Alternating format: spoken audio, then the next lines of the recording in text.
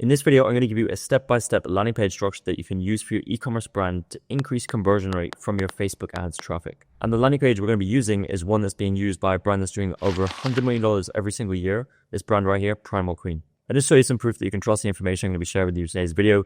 Quick refresh here on one of our clients' dashboards last 30 days, so over $739,000 in revenue. What we do is we help brands scale to 8 figures. The way that we do that is through multiple dump services, mainly focusing around Facebook ad creatives, running the Facebook ads, and also optimizing the funnel as well. If you're interested in any of those services or all of those services, then there's a link in the description of this video to go to my website. You can book a call directly with me and we'll talk about your business and see if there's a fit for us to actually come in and help you scale. Okay, so what I'm going to do is I'm going to break down this landing page, and this landing page is basically their homepage. Because they sell one product, they just focus the homepage as a landing page. And there's a lot of really, really good elements here that are directly transferable no matter what kind of e-commerce brand you're running. So what I'm going to do is I've taken all the sections of this landing page and split them out into this Figma file. And what we're going to do is we're going to go through each section one by one. I'm going to tell you why it's good, but also I'm also going to tell you what you can learn and what you can steal as well. So let's get right into it. Let's not waste any more time. Section 1 is the hero section. Okay, so the hero section right here, which is basically we have the image, we have a headline, we have a subheadline, and then we have some bullet points and a call to action. Okay, a few other things going on I'm going to break down in a moment, but this is a very common structure for a inverted PDP landing page, and this is exactly really what this is. So why it's good: strong credibility hook, opens with the clinically studied, quantifies the study results, and it builds instant trust with skeptical buyers. Okay, clinically studied beef organ superfoods for women. While others talked, we tested in a 12-week study. Women taking Primal Queen reported 68% improvement in energy, etc., etc. And actually, before this headline, we have immediate social proof. These, rated 4.9 by real primal women.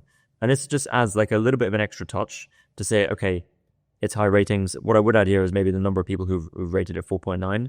That would just mean that I'm not the first to actually try this. That's what the customer will be thinking. And then we have clear outcome-based copy, the 3 stats: energy, hormonal balance, cycle satisfaction. They're result-driven, not feature-driven. And that's conversion gold, right? You want the outcomes, right? It's not like, we have this ingredient, that ingredient. It's more about what does the outcome look like? And that is key. That's what's going to hook your viewers and your people who are visiting this page onto reading the rest of the landing page. And honestly, that's what you have to do as an e-com brand with landing pages. You have to think of it in the same way as your ads. You have to hook people in, and then every stage of your landing page needs to retain engagement and drive a call to action, drive a click. So how can you actually learn and steal concepts from this hero? So leave your proof, not promises, data over hype, borrow the we tested format to stand out in a sea of empty marketing claims. Then you can quantify the transformation, right? So even if you have directional data, polls, customer surveys, you can convert them into bold outcome stats, right? That's just something else you can do. And then you can make your button a manifesto. Unlock your true power isn't just a call to action, it's identity-based, which is a great reminder to use CTA copy to reflect customer aspiration, right? Notice how it's not just a shop now, but unlock your true power, okay? And that's powerful. So that is the hero section. That is to hook people in. Now, what happens next? We have the section right here that says how our ancestors thrived before big pharma and processed foods. So this is education. So we're educating on the problem, taking a step back and reframing beliefs, okay? Because once you do that, the perfect way to follow that reframing of beliefs is to introduce a new belief, back it up with science, and then introduce your product off the back of it. And that is exactly what happens. So section 2 right here, it has strong emotional positioning. So it's a rebellion against big pharma and processed foods. It taps into distrust and identity-based purchasing. Then we have a story-driven argument. This moves from ancestral tradition to modern decline, and then a root cause, Primal Queen solution, a clear persuasive logic arc, right? So we talk about how beef organs have been a cherished and sought after food source. But in the last 100 years or so, we moved away from eating organs. Why? Big pharma and processed foods. They don't want to treat the root cause of every health issue. So they make you, take these medicines. And then at Primal Queen, we do things differently because we believe in the root cause, okay? So you've reframed the belief, you've done some education, the audience has learned something, and then you're introducing a solution off the back of that, okay? When you look at it like this, it's actually extremely simple, and you don't have to overcomplicate anything. It's just about taking customers through an arc. The villain framing creates instant tension, right? They don't want you to set up a common enemy, right? It's like you want to throw rocks at the enemy and you want people on your side, and it makes the brand feel like a savior or a rebel truth teller, okay? And this, you draw your line in the sand, and what's going to happen is, yes, you can be polarizing, but you're going to get a lot more people onto your side if you just constantly play in the middle, all right? And that's what we can learn here as well. So other items here is using belief-led copy. Don't just sell benefits, sell a belief system. And this gives the customer a reason to belong, right? It's all about, what am I buying into? It's not just buying a product, but what what identity am I buying into? Okay. Introduce the villain, whether it's big pharma, toxic skincare, or broken fitness advice. Identifying a clear enemy can dramatically increase emotional engagement because you're triggering other emotions in the customer, and ultimately customers buy with emotion and then they justify that purchase with logic. Anchor your product in a bigger movement. Framing your offer as part of a return to nature, anti-mainstream, or ancestral revival creates mission-driven stickiness. Okay, so basically, to recap, belief-led copy that reframes identity, introduce a villain, a common enemy, and then anchor your product in a bigger movement, something that's bigger than just the product. The product is a vehicle to get to your outcome, right? It's not the be-all, end-all. And that is, a great way that Primal Queen have positioned this, okay? And by the way, if you actually want to see this landing page, just go to primalqueen.com and you'll be able to see it. So, section 3, let's look at this one. So this is what to expect, right? And it has, week 1 month, 2 months, etc., etc. If you saw one of the ads that we broke down about Primal Queen a few videos ago, you will see that the ad actually followed this pretty much the same sequence of events, okay? So why is it good? It manages expectations. And when you do that, it builds more trust. Rather than promising instant results, yes, you're going to see some changes in, 1 week, but customers don't believe, instantly getting all the benefits. It just doesn't work like that. So what you want to do is you want to space them out, provide clear expectations and timelines. And this just, reduces skepticism, builds anticipation as well. And it bakes in retention because it bakes in the fact that, okay, if I want the outcome, I'm going to have to stick with this for 3 months, 6 months, whatever it is. And what that does is before you even convert the customer, you start to bake in some of that retention into the purchase. So as I mentioned, we anchor retention through the storytelling, we increase perceived value, and specificity over vagueness. Using phrases like increased vitality, sex drive, and well-being is far more compelling than vague feel better claims, okay? So we can see here, week 1, lift in energy, mood, and cognition. 1 month, likely reduction on deficiency leading to increased vitality. Month 2, and we go on and on and on. And it always highlights the ideal outcome, okay? And I would say you could even go a step further with linking those ideal outcomes to ultimately what our core desires is as humans, okay? It could be more confidence, social approval from others. People are going to start noticing how, you've lost weight, whatever it is, okay? You're going to get those compliments, okay? And so what can I actually learn and take away from this? Well, use a visual timeline, right? Very simple. Just copy the same visual timeline to sell continuity. And you also want to stack the benefits over time, okay? You're sequencing results. You're not giving them everything at once. You're saying by the time, 6 months, 12 months, you're achieving all these results and everything stacks on top of each other. Okay, section 4 is a very simple how to use. And this is extremely important for pretty much any product. So it reduces friction to entry because it shows how easy it is, right? You always want to show how easy it is. Ideally, you want to do maximum 3 steps. 1, 2, 3. That's it. More than 3, it becomes a little more complex. It's like, oh, this is going to take super long. I'm going to have to change my habits. But something that fits into lifestyle is extremely easy to buy into. Lifestyle imagery creates emotional resonance. So real looking relaxed photos and natural environments just help with this as well. They help describe it. And it's basically like, I don't even have to read the text. I know, okay, she opens the packet, puts it into the jar and then takes it, right? And that's literally open the bag, pour into the jar, take 1 capsule with each meal, 2 daily, okay? Super, super simple. You don't have to make it complex, right? Just keep it as simple as possible in the simplest terms. Because it creates a perception of, am I going to need to change my ways with this product? Or is it simple as just taking 2 pills a day? So show, don't tell. That's one thing you can take from this. Bundle experience, not just the product. So you position accessories or bonuses. Like, for example, here, pour into your free badass bamboo lid glass jar. That just adds a big excitement as well because they're going to be receiving that. And that's, I guess, an additional add-on to the product itself. Use familiar scenes, bathrooms, kitchens, couches.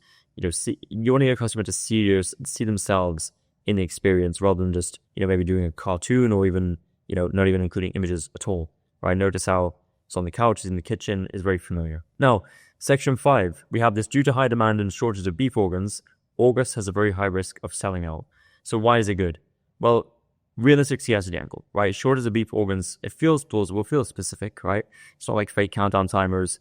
And what this is doing is it's building trust and urgency. Time-sensitive pressure, tying the shortage to August, it anchors the action to a real window. At the time of recording this video, it's August, right? So it's relevant and current. CTA repetition, another unlock your true power button right after the urgency copy, maximizes conversion when intent is peaking, okay? And notice the congruency in the CTAs as well. Every CTA is the same because if you start having different text for different CTAs, customers are going to get confused as to which one they should click. Whereas if everyone is the same, they know that every CTA is going to lead them to the same place, which is to purchase. Small things like this actually matter. What you can learn and steal from this section: use natural scarcity, not gimmicks, right? Reference real-world limitations, ingredient sourcing, seasonal demand, small batch sizes for believable urgency. Then you want to add some time anchors, right? August may sell out. It beats just like a general limited stock because you're linking it to an actual time frame. And then repeat your CTA strategically, as we just mentioned. Section 6, we have the social proof section. Now, why it's good? Unfiltered organic format. And I've seen this, a lot of brands doing more and more of this a lot. Using Facebook comments as social proof, as reviews, rather than just some customer reviews on a website, which, I mean, customers are very skeptical nowadays. They know that can be easily faked. So organic format, unfiltered. High energy, emotional-led reviews. So the reviews actually talk about, I've lost 10 pounds and started mine on the 26th. You know, there's no fluff in these reviews. It's just outcome driven, okay? And they're interesting to read, especially because of the Facebook style format they're in. Comment thread adds credibility, right? So the responses right here, it just like include those, right? Because it just makes it seem more real, right? And it just seems like you've taken some screenshots and that's it. So what can you actually learn and steal from this section itself? Well, use screenshot style social proof, as we just saw, very, very simple. Highlight the extreme wins, right? Wheelchair, now walking, or I forgot I had cramps. Again, you want to take the most extreme ones because if someone can achieve an extreme outcome with their product, then they're likely going to achieve their simple transformation they want. Let customers do the selling, right? Use their tone, use their language, and that's all. Like, your customers are going to sell for you. Now we have the section 7, and this one is about the founder story, okay? Founder as hero narrative. Shelby, like, is very personal because it's first person, and it positions herself as the first customer, okay? Not just like someone who's trying to make, a quick buck with this brand. Before and after visual, we have the instant proof, right? Hey, I'm Shelby. We show the before and after here, which is pretty crazy transformation. I tried everything, failed solutions. And then here's why I, introduced the product. Exhausted every option angle, right? We just said all those failed solutions, which is important because if you want people to buy into your brand, put a face to the brand, not having them buy from some faceless company. If you're, selling person to person, they can relate to your story and they can see themselves in that and they're going to stick with it because they're going to remember Shelby. Even if the product is not working for them 1 month, 2 months, 3 months down the line, or maybe they had a bad experience, they're going to be like, I remember Shelby and I want to be like Shelby. It worked for Shelby, it's going to work for me. That's how we think as humans, right? Whereas if we didn't have that, then, there's no emotional tie to this brand. I tried it for a month, cut it off, right? Like any product you buy on Amazon, okay? You don't really have an emotional connection to those. But I'm sure there's some brands that that you have an emotional connection to. You might even think it, yet you might even realize it, but it's happening. So founder story, definitely include this in terms of what you built, why the brand exists, right? That's really the most important thing. Use failure as a trust signal. Basically, show your vulnerability. Say, I failed, and here's how I overcame, because you're showing that you're not, some god who knows all the answers. Let the founder represent the buyer. Okay, most important thing as well. The customers need to see themselves in this. And if you don't represent your customers, let's just say you're a man and you're selling women-led products or vice versa, then you might want to hire or have a friend of yours who matches the demographic, do something like this and almost act as the kind of the brand ambassador or even like a co-founder in a way. I've seen other brands do that and it works pretty well. Okay. Section 8 is the final offer section. So why it's good, we have a value stack subscription offer. Okay. So we have the 1 month auto ship and save, and basically you get all these perks, right? You get the 30-day supply delivered monthly. It's a value stack, right? 30% off for life, free this, free that, free that, free that. And it's $44. Okay. What I would do here is I would show the total price and then I would slash it and then show the new price. Okay, just to create a anchor in the customer's mind as to how much they're saving. So value set subscription offer, we break down the cost savings as we saw and how it's obviously much better than the one-time purchase. It's pre-selected, it's a special offer, and here you're paying $64. And yeah, this one is obviously one that you would want to go with. Then we have the anchored comparison, and then we also have the urgency-driven CTA, right? Ships today if ordered within 2 hours and 39 minutes, injects some subtle FOMO, and encourages immediate action without feeling too aggressive. This is important because you've seen Amazon do this. And what it encourages the customer to do is act now. You need to give customers a reason to act now as many times as you can. Urgency, scarcity, other people are doing it, a very compelling narrative that allows them to believe that this product is going to achieve their outcome, make it easy for them to deliver, make it easy to purchase, have a risk reversal guarantee, and tell them when it's going to arrive, if you can, but also tell them if it ships today if you order within this time frame. Okay. So what you can learn from this, use a nudge table to guide the sale, right? Basically have that value stack. Instead of relying on one option, contrast it with a worse option. We've gone through the quantity break offer multiple times on my channel. That's just another option for this, but it works for the one-time purchase and the subscription, okay? And this is a very good first customer order because we're just selling one packet, right? And customers are just going to be like, okay, oh, I just want to try it once. I don't need 3 packs. I'm just going to try it once, see how it goes. And if so, I'm going to order more, okay? The AOV is lower, but likely they're banking a lot on their lifetime value, LTV to CAC ratio to recoup a lot of that profit on the first order. List out the bonuses with retail value, as you mentioned, like assign values, and then justify subscription logically, not emotionally. When it comes to this stage, when customers do apply some logic to make a decision, like they've already convinced that they want the product. Now it's just about overcoming these questions like, am I going to be able to cancel? Like, how easy is it to cancel, right? Can I pause?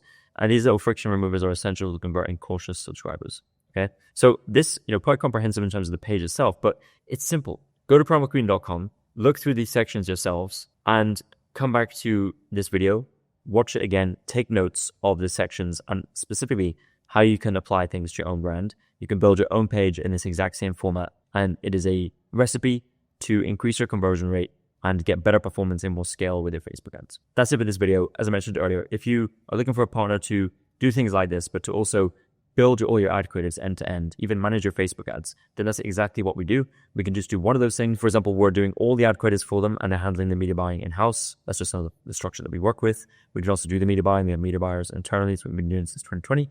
But yeah, if that's interesting, link down below in the video description, and I hope to talk to you soon. That's it for this one. I'll see you in the next video.